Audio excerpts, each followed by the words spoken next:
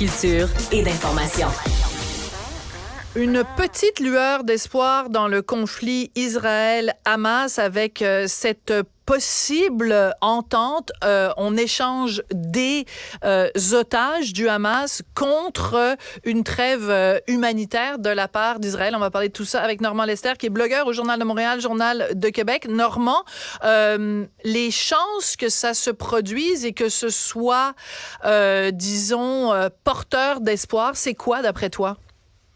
Écoutez, pour l'instant, c'est officiel. Il va y avoir échange. Ça vient d'être annoncé sur Instagram, là, à la fois par le Qatar et le Hamas. Donc, l'échange, ça va comprendre 55 femmes et enfants parmi les 240 personnes là, qui sont détenues en otage par le Hamas à Gaza, contre 150 femmes et adolescents palestiniens qui sont présentement détenus dans les prisons israéliennes, là, parce que, bien sûr, ils ont commis des actes de violence ou ont collaboré, ils ont rompu la loi.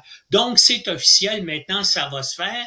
Et en plus de ça, les autorités israéliennes vont autoriser l'entrée de camions d'aide humanitaire, d'aide médicale et de carburant sur toutes les zones de la bande de Gaza. On devrait avoir des détails précis là, dans les prochaines heures sur quand tout cela va commencer. D'ailleurs, le premier ministre d'Israël, Netanyahou, doit faire incessamment une déclaration publique à la télévision à ce sujet-là. Mais pour l'instant, les combats se poursuivent à Gaza, donc les opérations de l'armée israélienne se déroulent. Bon, la question qui se pose... Oui, la question qui se pose, Normand, c'est, tu l'as dit, le chiffre, c'est 55 femmes et enfants sur un total de 240. Donc, la question se pose, ça c'est une première étape, mais ça me paraît clair de la part d'Israël qu'ils ne cesseront pas de s'en prendre au Hamas tant que la totalité des otages ne seront pas libérés. Donc, ma question était plus sur le long terme. Comment tu vois ça pour la suite des choses? Une fois que cette transaction-là va avoir lieu, cet échange-là, qu'est-ce qui va se passer après? Ben là, pour l'instant, comme tu sais, donc on s'entend sur les femmes et les enfants. Maintenant, il va y avoir des négociations sur les hommes qui sont détenus de part et d'autre. Hein? Comme on le sait, les femmes et les enfants, c'est 50 sur les quelques 240 otages en Israël. Ça veut dire qu'il reste 190 hommes là, qui sont détenus en otage par les Palestiniens. Et il y a des centaines, hein, on estimait à 300. Par le Hamas. Mettons pas tous les Palestiniens. Voilà, oui, s'il te plaît. Oui, par le Hamas. Et on estimait à 300 le nombre de détenus, de Palestiniens dans les prisons israéliennes. Alors, les négociations se poursuivent là-dessus et il va falloir aussi s'entendre où et comment va avoir lieu les échanges de prisonniers. On s'est déjà entendu que ça va se faire en 4 phases différentes.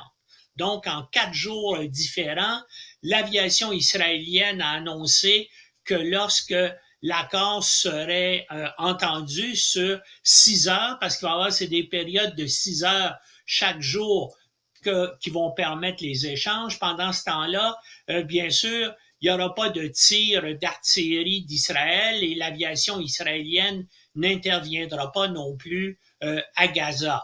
Maintenant, il reste donc tous ces détails-là à négocier. Et moi, j'espère, puis d'ailleurs le monde entier espère, qu'à partir de ça, donc, on va aller plus loin, puis on va dire, ben maintenant, il faut négocier l'échange des hommes de part et d'autre. Donc, ça va peut-être entraîner un autre cessez-le-feu temporaire. Et à partir de ça, peut-être qu'on va finalement en arriver, bien sûr, à un accord de cessez-le-feu général. Mais en tout cas, du côté israélien, du côté, il faut le dire, du gouvernement israélien, eux disent non, nous, on va continuer à se battre tant qu'on n'aura pas éradiqué complètement le Ils l'ont dit depuis le début. Ils l'ont dit depuis le début. Voilà. Ben oui, mais ça, ça fait là près de 50 jours que cette guerre-là existe et puis ils n'ont pas encore réussi présentement. Ils ont dit à un moment donné que le quartier général, le poste de commandement du Hamas était sous l'hôpital Al-Shifa de Gaza. Ils ont trouvé effectivement un corridor au-dessus de l'hôpital, mais on n'a pas vu de poste de commandement, puis on n'a pas vu de vidéo là où il y avait tous les systèmes de communication qu'il y aurait dans un état-major de combat. Oui, mais Normand, il y a quand même 500 kilomètres, supposément 500 kilomètres de souterrains creusés par le Hamas. Donc, il faut aussi les trouver. C'est pas évident sur l'ampleur du territoire, mais c'est vrai qu'en effet, on a quand même démontré que... tu as vu ces images aussi également qui sont sorties cette semaine où on voit des otages du Hamas qui sont amenés de force à l'intérieur de l'hôpital Al-Shifa. Ça pose quand même la question dans quelle mesure le personnel soignant et les organismes internationaux qui sont à l'hôpital Al-Shifa, comment ça se fait qu'ils n'ont pas vu le 7 octobre? Le 7 octobre, ils n'ont pas vu qu'il y a des otages qui étaient amenés de force par des terroristes du Hamas. C'est spécial quand même. Écoute, je veux pas me faire l'avocat du diable, mais c'est un immense hôpital, l'hôpital de Gaza, si tu as vu les images aériennes. Maintenant que sur parce qu'il y a, je pense, 8 ou 9 édifices. Quand il y a des gens qui arrivent, qui se font traîner, puis qu'il y a quelqu'un qui se promène avec un hachoir à viande, ça se remarque quand même dans un hôpital, Normand, là. Mais ça dépend où tu es, ça dépend où est la caméra. Puis ça dépend, est-ce que c'est vrai? Mais maintenant, si tu veux croire tout ce que tu vois à la télévision, c'est ton droit.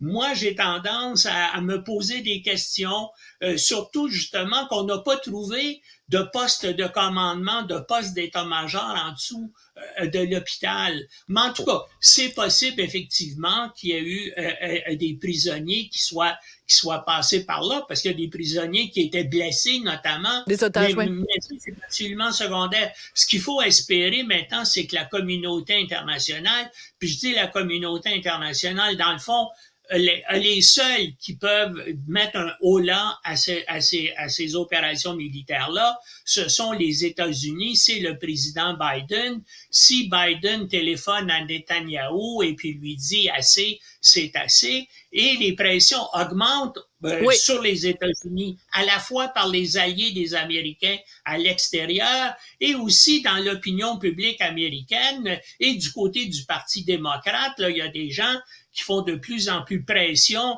sur le président Biden pour qu'il décide là qu'il faut arrêter cette guerre-là avec des images épouvantables. C'est absolument des images épouvantables pour la réputation des États-Unis à travers le monde. Là. Oui, mais il y a aussi les images de ce qui s'est passé le 7 octobre. Normand, on ne reviendra pas sur ce débat-là. Je pense qu'il y a beaucoup de choses sur lesquelles on n'est pas nécessairement d'accord. Le massacre du 7 octobre restera quand même comme une date noire dans l'histoire de l'humanité. C'est malheureux, c'est pas parce que je veux te couper la parole, mais c'est tout le temps qu'on a. Merci beaucoup, Normand Lester. Et à tout le monde, merci beaucoup. On se retrouve demain. Cet épisode est maintenant disponible en balado et vidéo sur la plateforme Cube, via l'application ou le site cuberadio.ca.